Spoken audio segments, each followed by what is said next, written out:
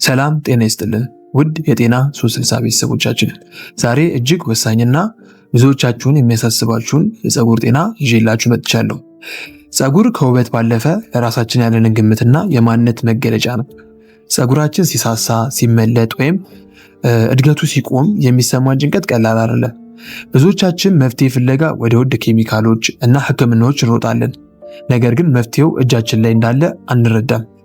ዛሬ ታዋቂው የጤና ባለሙያ ዶክተር ኤሪክ በርግ በተደጋጋሚ የሚመክረውና በተግባር ውጤታማነቱ ተረጋግጠው የሽንኩርት ጭማቂ ሚስጥር በዝርዝር እንመለከታለን። ይህ ቪዲዮ እስከ መጨረሻው ለምትከታተሉ የፀጉር አያያዝ ህይወታችሁን የሚቀይር ጥልቅ መረጃዎችን ይዟል። በመጀመሪያ ሽንኩርት ለምን ለፀጉር እድገት ቁልፍ እንደሆነ ልንገራችሁ። ዋናው ምክንያቱ በውስጡ የያዘው ሰልፈር የተባለው ንጥረ ነገር ነው። ፀጉራችን ኬራቲን ከተባለ ጠንካራ ፕሮቲን የተገነባ ነው። ሰልፈር ደግሞ ለዚህ ፕሮቲን መገንባት እንደ ድልድይ ሆኖ ያገለግላል። በሰውነታችን ውስጥ የሰልፈር መጠን ሲቀንስ ፀጉራችን በቀላሉ ይሰባበራል እና ጥንካሬውን ያጣል። የሽንኩርት ጭማቂ በቀጥታ የራሳችን ቅል ላይ ስንቀባው ፀጉራችን የሚያስፈልገውን ሰልፈር በቀጥታ እንዲያገኝና ከስሩ ጠንክሮ እንዲበቅል ይረዳዋል። ይህ ተፈጥሯዊ ማዕድን ፀጉር እንዳይበጠስ የማድረግ ትልቅ አቅም አለው። ብዙዎቻችን ፀጉራችሁ ያለ ዕድሜ ሲሸብት ወይም ሲነጫጭ ታዝባችሁ ይሆናል። ለዚህ ምክንያቱ በፀጉር ስር ላይ የሚከማቹ ሃይድሮጅን ፐሮክሳይድ የተባለ ኬሚካል ነው። ይህ ኬሚካል የፀጉርን ተፈጥሯዊ ቀለም ያጠፋል። ሽንኩርት ግን ካታሊስት የተባለ ድንቅ ኢንዛይም በውስጡ ይዟል። ይህ ኢንዛይም በፀጉር ስር የተከማቸውን ሃይድሮጅን ፐሮክሳይድ ሰብሮ ወደ ውሃና ኦክሲጅን በመቀየር ፀጉር የተፈጥሮ ቀለሙን ጠብቆ እንዲቆይ ያደርጋል። ስለዚህ የሽንኩርት ጭማቂ ለፀጉር እድገት ብቻ ሳይሆን ያለ ጊዜ የሚመጣንም ሽበት ለመከላከል ፍጹም መፍትሄ አለው። ፀጉር እንዲያድግ ደም ወደ ፀጉር ስር በበቂ ሁኔታ መድረስ አለበት።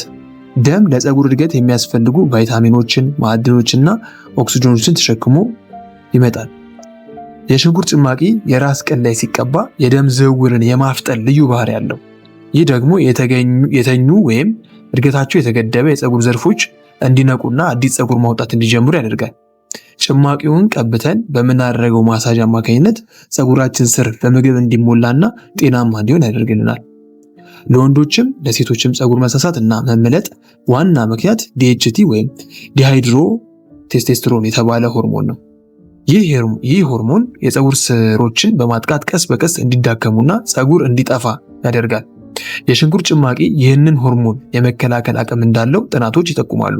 በተለይም በዘር የሚመጣ የፀጉር መመለጥ ያለባቸው ሰዎች የሽንኩርት ጭማቂ በመጠቀም የፀጉር መጥፋትን ሂደቱን ማቆምና አዲስ ፀጉር እንዲበቅል ማገዝ ይችላሉ። ይህ ከምንም በላይ የተፈጥሯዊና ደህንነቱ የተጠበቀ መንገድ ነው። ለተሻለ ውጤት የሽንኩርት ምርጫው ወሳኝ ነው። ሁሌም ቢሆን ቀይ ሽንኩርት ከነጭ ሽንኩርት ይልቅ ይመረጣል። ምክንያቱም ቀይ ሽንኩርት የሰልፈርና የአንቲኦክሳይዳት ክምችቶች እጅግ ከፍተኛ ስለሆነ ነው። አዘገጃጀቱን መጀመሪያ ሽንኩርቱን ልጠን ካጠብን በኋላ በትናንሽ እንቆራርጠዋለን፣ እንከትፈዋለን። ከዛም ያለምንም ውሃ በመፍጫ ውስጥ እንፈጨዋለን። ውሃ መጨመር ጥቅሙን ስለሚቀንሰው ንጹህ ጭማቂን ማውጣት አስፈላጊ ነው። በመጨረሻ በንጹህ ጨርቅ በመጨመቅ ፈሳሹን ብቻ ለይተን እናዘጋጃለን። ብዙ ሰዎች የሽንኩርት ጭማቂ እንዳይጠቀሙ የሚያደርጋቸው ጠንካራ ሽታው ነው። ነገር ግን ይህንን በቀላሉ መፍታት ይቻላል። ጭማቂውን ስናዘጋጅ ጥቂት ጠብታ የሮዝመሪ ዘይት ወይም የሎሚ ጭማቂ መጨመር ሽታውን በከፍተኛ ሁኔታ ይቀንሷል። እንዲሁም ፀጉራችንን በምንታጠብበት ሻምፖ ውስጥ ጥቂት ቀረፋ መጨመር ሌላኛው መፍትሄ ነው። ጭማቂውን በጥጥ ወይም በስፕሬ በመጠቀም የፀጉር ስር ላይ ብቻ መቀባት።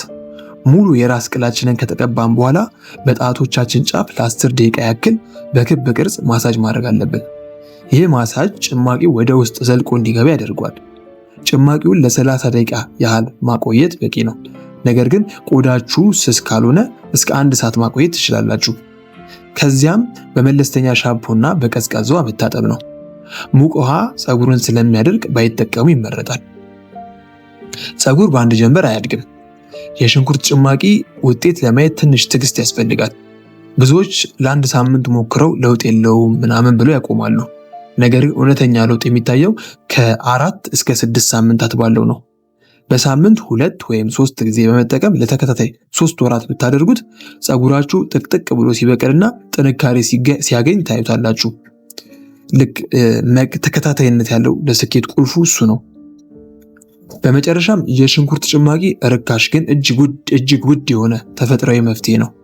ከሽንኩርት ጭማቂው ጎን ለጎን ጤናማ አመጋገብ፣ በቂ ውሃ መጠጣትና ከጭንቀት መራቅ ለፀጉር እድገት ትልቅ ድጋፍ ይሆናል። ዶክተር በርግ እንደሚያስተምረው ሰውነታችን በተፈጥሮ መንገድ ስንረዳው የሚሰጠን ምላሽ አስገራሚ ነው ይላሉ። ይህንን ዘዴ ዛሬውኑ ይጀምሩት እና ውጤቱን በኮመንት አሳውቁኝ። ቪዲዮን ስለተመለከታችሁ አመሰግናለሁ። ሰብስክራይብ በማድረግ ቤተሰብ ይሁኑ።